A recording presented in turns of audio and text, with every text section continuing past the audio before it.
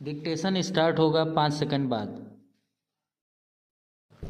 यह आश्चर्यजनक है कि संसद के शीतकालीन सत्र के पहले दिन की शुरुआत हंगामे के साथ हुई। इसका कोई औचित्य नहीं था। लोकसभा में हुए हंगामे से यही स्पष्ट हुआ कि विपक्ष ने प्रधानमंत्री की इस बात पर ध्यान देना आवश्यक नहीं समझा कि विधानसभा चुनावों में पराजय का गुस्सा संसद में न निकालें। उन्होंने विपक्ष से नकारात्मक राजनीति का परित्याग करने का आग्रह करते हुए यह भी कहा कि वह सकारात्मकता का साथ दें।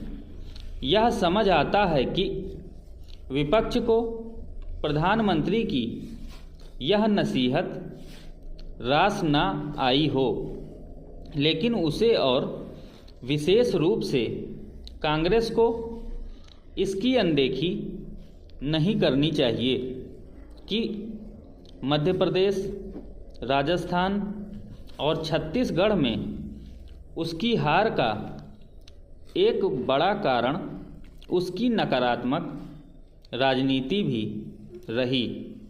कांग्रेस इन तीनों राज्यों में मिली पराजय से कोई सही सबक सीखने को तैयार नहीं।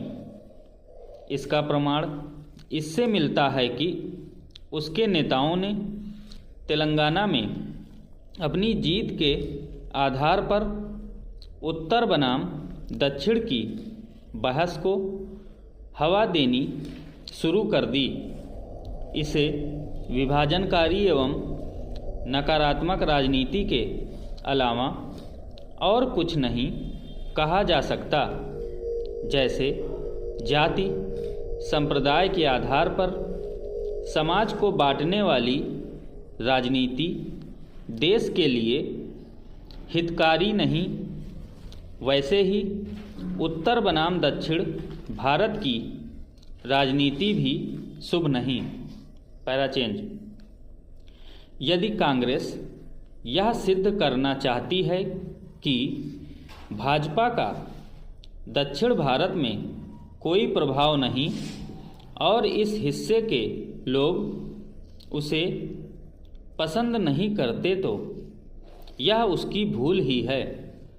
वह इसकी जानबूझकर अनदेखी कर रही है कि भाजपा ने जहां तेलंगाना में 8 सीटों पर जीत हासिल करने के साथ अपना वोट प्रतिशत दोगुना करने में सफलता हासिल की, वहीं कर्नाटक में वह प्रमुख विपक्षी दल है।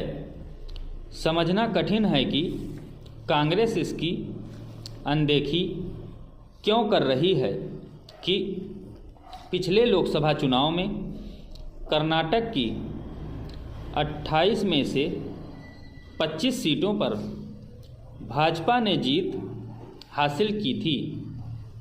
कांग्रेस को यह भी ध्यान रखना चाहिए कि केंद्र शासित प्रदेश पुडुचेरी की सत्ता में भी भाजपा साझीदार है।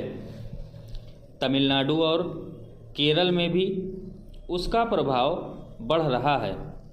प्रधानमंत्री ने विपक्ष को जैसी नसीहत संसद का सत्र शुरू होने के पहले दी, उसी तरह उन्होंने 3 राज्यों में जीत के बाद भाजपा मुख्यालय में अपने कार्यकर्ताओं को संबोधित करते हुए भी दी थी। उन्होंने कहा था कि अब देश की जनता भ्रष्टाचार, तुष्टीकरण और परिवारवाद की राजनीति को पसंद नहीं कर रही है।